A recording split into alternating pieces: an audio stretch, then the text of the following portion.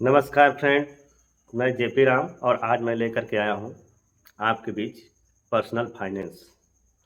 तो दोस्तों, आज मैं पर्सनल फाइनेंस की जानकारी आप सभी के बीच में लेकर के आया हूँ। पिछले कुछ समय से मैं कुछ वीडियो नहीं डाल पा रहा था खराब स्वास्थ्य के कारण। तो आज मैं वीडियो डालने जा रहा हूँ और यह वीडियो है पर्सनल फाइनेंस के ऊपर। क्या होता है पर्सनल फाइनेंस, इस वीडियो में हम आपको बताएंगे। वीडियो को बिना स्किप किए आप वीडियो को ध्यानपूर्वक देखिएगा कि पर्सनल फाइनेंस क्या है।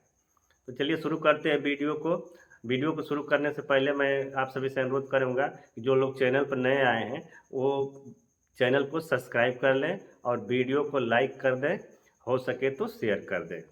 तो दोस्तों, पर्सनल फाइनेंस की जानकारी आज हम आपको देने जा रहे हैं इस वीडियो में। पर्सनल फाइनेंस क्या है? बहुत सारे लोग कमेंट वगैरह में पूछते हैं कि पर्सनल फाइनेंस क्या है। तो दोस्तों, पर्सनल फाइनेंस के ऊपर मैं आज बताने जा रहा हूँ आप सभी को कि पर्सनल फाइनेंस वह वित्तीय व्यवस्था है। पर्सनल फाइनेंस वह वित्तीय व्यवस्था है जिससे व्यक्तिगत एक परिवार के रूप से जो आर्थिक जानकारियाँ प्रदान की जाती हैं, वही पर्सनल फाइनेंस कहलाता है। जिसमें तमाम तरह के पैसे को बचत से लेकर के इन्वेस्टमेंट, खर्च वगैरह, बजट बनाना, तमाम तरह की चीज़ें इसमें शामिल होती है।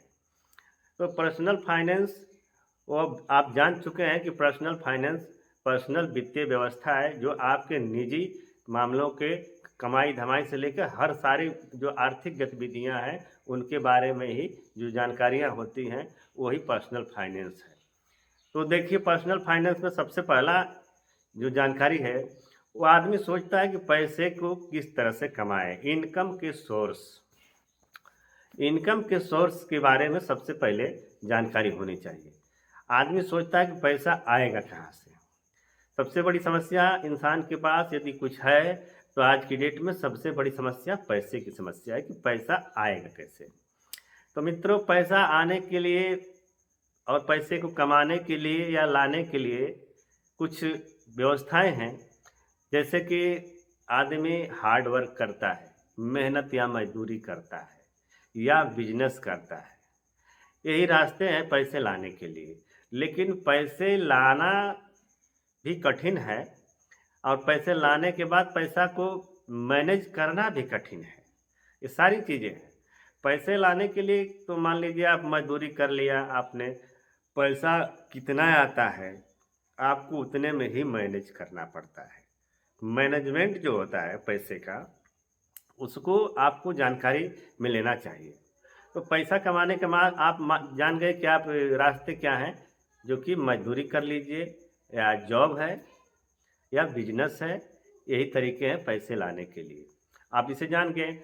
फिर इसके बाद पैसा आता है तो पैसे को खर्च कैसे करें, इसकी भी जानकारी पर्सनल फाइनेंस के अंतर्गत ही आती है।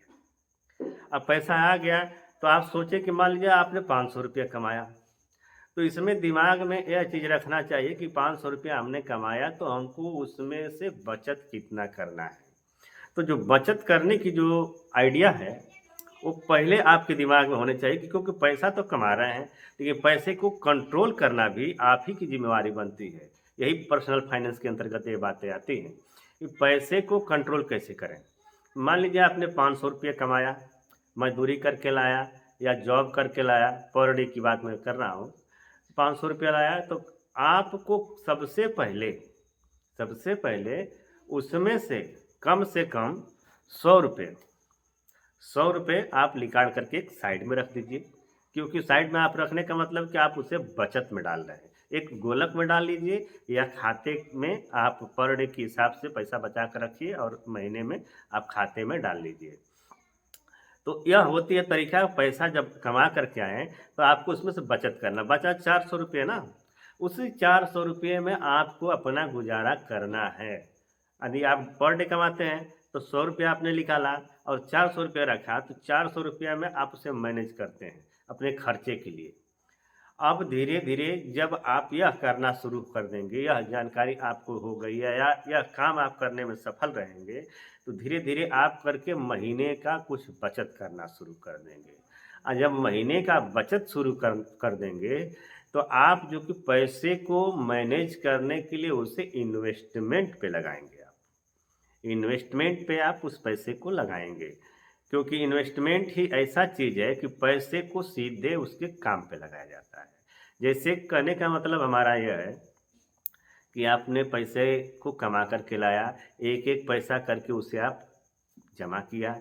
मान लीजिए महीने का 4,000 5,000 जो भी है, साल में आपने लाखों रुपया इकट्ठा किया, उस पैसे को इन्वेस्टमेंट का लगाना। इन्वेस्टमेंट में लगाने का मतलब ये होता है कि इन्वेस्टमेंट में जिस पैसे को आप लगाते हैं तो वो पैसा तेज़ी से ग्रो करता है। और तेज़ी से जब ग्रो करने का मतलब ये है कि कंपाउंडिंग के खेले में वो लगता है। यानी आपका जो पैसा होता है, वह थोड़ा-सा लॉन्ग टर्म के लिए होना चाहिए। आप उसे लॉन्ग टर्म में जब लगाएँगे, तो वह पैसा धीरे-धीरे, धीरे-धीरे बढ़ना शुरू हो जाता है और बढ़ने के बाद क्या होता है कि कंपाउंडिंग करना शुरू कर देता है। कंपाउंडिंग का मतलब यदि आपको 10% ब्याज मिला तो उस ब्याज के ऊपर भी 2% 4% करके ब्याज मिलता है, फिर मूलधन में जुड़ता है, मूलधन के बाद फिर ब्याज में जुड़ता है। इस तरह से पैसा कंपाउंडिंग करना शुरू कर देता है। तो कंपाउंडिंग जब करना शुरू कर देता है, उसे आप एक लंबे अवधि के लिए कंपाउंडिंग करेंगे, तो पैसा धीरे-धीरे बहुत बड़ा अमाउंट बनता चला जाता है। और आप जो महीने का जो कमाई कर रहे हैं, तो आप जो कि उसे मैनेज करने का काम करने मैनेज करने का काम जिसे आपको मैंने बताया कि आपको सबसे पहले बचत करना पड़ेगा। बचत करने के लिए सबसे बड़ी ज़रूरी काम है, सबसे बड़ी कमी है, सबसे बड़ी समस्या है कि आप उस पैसे को आप अपने पैसे का बचत के लिए खर्चों के ऊपर नियंत्रण करना। जब तक आप खर्चों के ऊपर नियंत्रण नहीं करेंगे, तब तक नहीं कुछ कर पाएँगे। खर्चे के ऊपर नियंत्रण करने का मतलब ये है कि आप पैसे के ऊपर कंट्रोलिंग कर रहे हैं। नियंत्रण है कि खर्चा जो होना चाहिए, वो आवश्यक होना चाहिए, अनावश्यक नहीं होना चाहिए। तो आवश्यक खर्च जब करेंगे, तो आपका पैसा बचेगा। और पैसे की जो बचत कर रहे हैं, उससे अगले भविष्य के लिए उस पैसे को ग्रो में सिर्फ कंपाउंडिंग में लगाइए, ना कि उस पैसों को निकाल करके भविष्य में कोई इवेंट है या कोई फंक्शन है या कोई रोज़मर्रा की कोई ख़ास चीज़ें हैं, गाड़ी है, तमाम तरह की चीज़ें हैं, आप अपनी इच्छा की कोई वस्तु खरीद लें, उस दिन जिस दिन खरीद देंगे आप जो सारा का सारा आपका सिस्टम डूब जाएगा।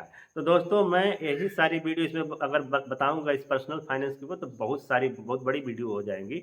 लेकिन इस वीडियो को मैं सोचा हूँ कि शॉर्टकट में जितना हो सके तो बताऊँ। तो पर्सनल फाइनेंस यही है कि आप अपने खर्चों के ऊपर नियंत्रण करें, आप बचत करें, इन्वेस्टमेंट करें, पैसे को हो सके तो बिज़नेस में भी लगा दें। पैसा का अर्निंग एक तरह से नहीं होना चाहिए, पैसा कई प्रकार से आना चाहिए। आप कमाते हैं, उससे भी पैसा आना चाहिए।